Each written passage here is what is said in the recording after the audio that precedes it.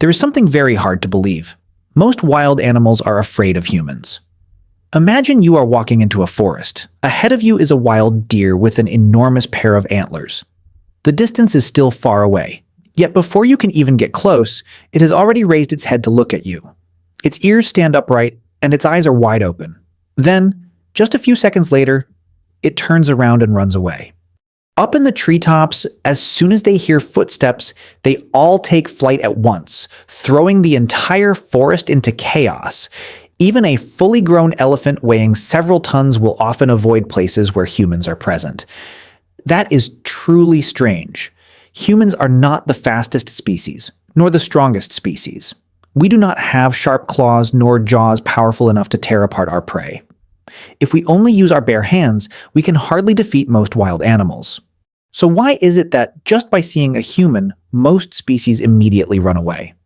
This is not a coincidence, nor is it a random reaction. It is the result of a struggle for survival that lasted for hundreds of thousands of years. Today, animals are born fearing humans. But hundreds of thousands of years ago, everything was completely the opposite. Back then, humans were the ones who had to run away. Whenever night fell, the roar of lions echoed across the grasslands. Hyenas began following the scent of blood, while leopards silently stalked from the branches above. Meanwhile, humans could only huddle inside rocky caves, praying for the sunrise to come so they could live one more day. No fangs, no speed, no strength. They had almost no chance of standing against any predator. But during those desperate times, humans did something that no other animal had ever done. Instead of changing their bodies, they changed the way they fought. Instead of growing claws, they created weapons.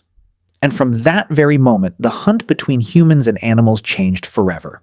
Around 400,000 years ago, fire was still a natural phenomenon. It appeared after lightning strikes or massive wildfires.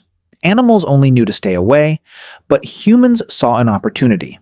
Fire would help protect them from wild predators. Over many generations, they learned how to preserve fire, then eventually create it themselves by rubbing wood together or striking special stones against each other. When night fell, the fire blazed brightly. Its light drove away the darkness. Smoke rose into the air, and the crackling sound of burning wood echoed throughout the forest. Predators began to hesitate. They could no longer enter places where humans lived as easily as before. For the first time after millions of years of evolution, humans no longer had to fear the night as they once did. But the greatest change was not the light. It was time. During the day, humans hunted. At night, they gathered around the fire, observed, thought, and discovered new ways to survive. But fire only helped with defense. It could not bring down a wild ox, nor could it defeat a woolly mammoth. To get more food, humans had to face prey many times larger than themselves. If they charged straight at them, death was almost certain. Then, a completely new idea emerged. Instead of chasing the prey, why not let the prey itself walk into death? Humans began to observe. They realized that every animal had its familiar paths. They often traveled to the same river, the same grassland, and the same trail, day after day. If they could not catch up with the prey, then why not wait for it to appear? That idea changed the history of hunting. More than 70,000 years ago, the first traps were created. A deep pit was dug in the middle of a trail. Above it were only a few branches and a thin layer of leaves. From the outside, the ground looked completely normal, but all it took was one careless step for the enormous body to fall straight to the bottom of the pit. No chasing required, no risk required.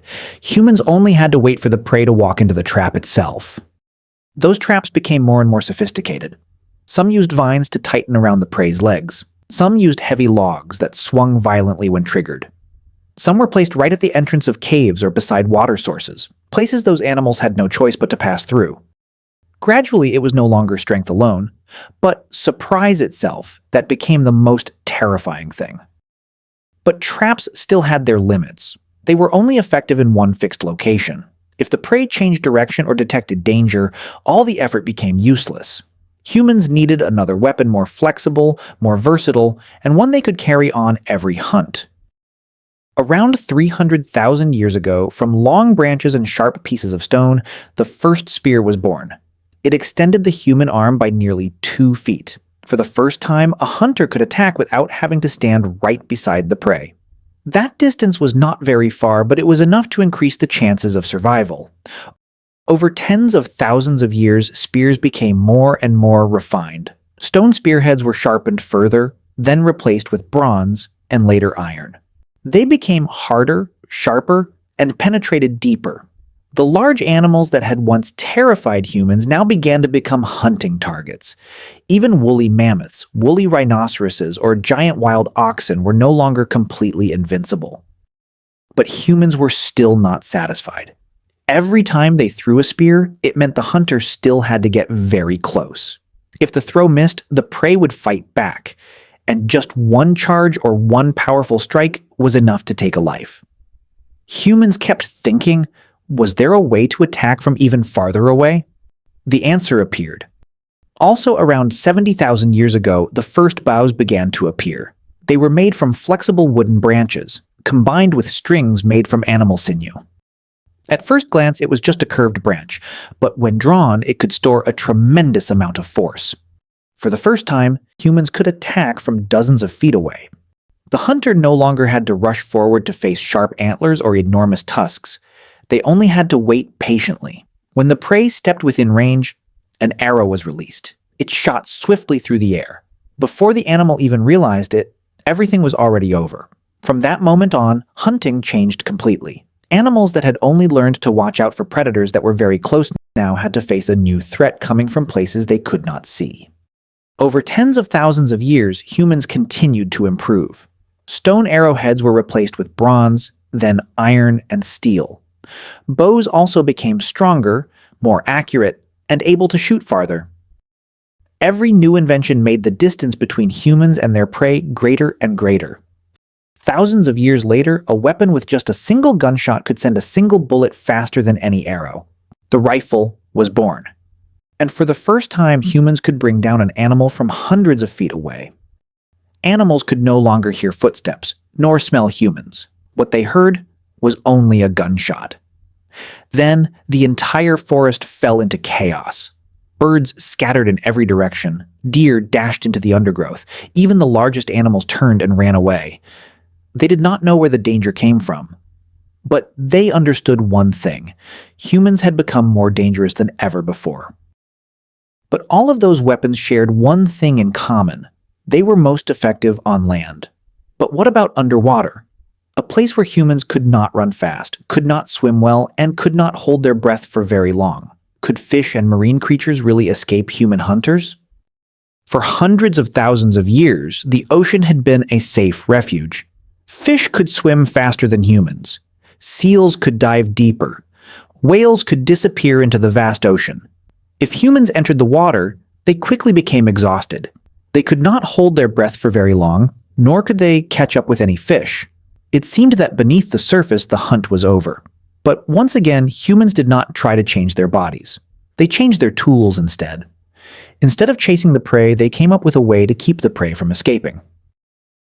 Around 30,000 years ago, the first nets were woven from vines and plant fibers. At first, they were still very primitive. But as soon as a school of fish swam through, the entire school could become trapped in a single net. With just one pull, what once took many days of hunting now happened in just a few minutes. For the first time, humans did not just catch one fish. They could catch an entire school of fish at once. But not all the time did fish swim into the nets. So humans came up with another way. They sharpened small bones into curved fish hooks, then hid them inside live bait. To the fish, it was just a meal. But the moment it bit down, the sharp hook was already lodged firmly in its mouth. The more the fish struggled, the tighter the hook held, until it was pulled out of the water. Even underwater, where animals once had their greatest advantage, humans still found a way to turn intelligence into a weapon. By this point, whether on land or beneath the ocean, animals had realized there was no place that was truly safe. Humans did not need to run faster than them. They did not need to be stronger than them, nor did they need to swim better than them, because the most frightening weapon was intelligence. But there is one thing that astonishes scientists even today. Many animals have never been hunted by humans. Some individuals were even born in the wild and have never encountered a human. Yet the moment they see a human figure, they immediately run away. Why is that? Through the process of natural selection over hundreds of thousands of years, individuals that were too curious, too slow, or not afraid of humans were often the ones hunted first. They had no chance to live long enough to reproduce. In contrast, those that fled earlier, those that were more cautious, survived. They continued to have offspring and passed on that caution from one generation to the next. Over tens of thousands of years, animals continuously witnessed members of their own species falling during hunts. They saw invisible traps, arrows flying toward them, and gunshots tearing through the entire forest. Those that survived remembered that danger. They became more cautious. They fled earlier. They taught their young to stay away from humans, while individuals that were too careless gradually disappeared from nature. Across countless generations, that fear was no longer just a memory, but became an instinct for survival. Animals are not afraid of humans because of a misunderstanding.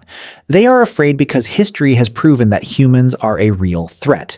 We hunted them, reduced their habitats, and caused many species to disappear from the earth forever.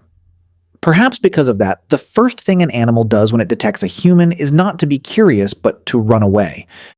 That very fear has made animals become more and more elusive, appearing less often before our eyes. And the less we see them, the easier it is for humans to forget that every step forward in civilization has left its mark on the wild world.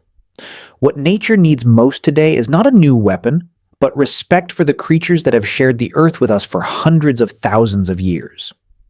Although today humans no longer have to hunt every day to survive, the memory of those hundreds of thousands of years still exists in the animal world. Just by catching the scent of a human, just by hearing a human voice, or just by seeing our silhouette, their brains immediately give the same command: run. If you enjoy stories about the history of evolution and the journey of survival of humans, would you like the next episode to be about when did ancient humans start keeping animals as pets? Subscribe to the channel now so you don't miss that story.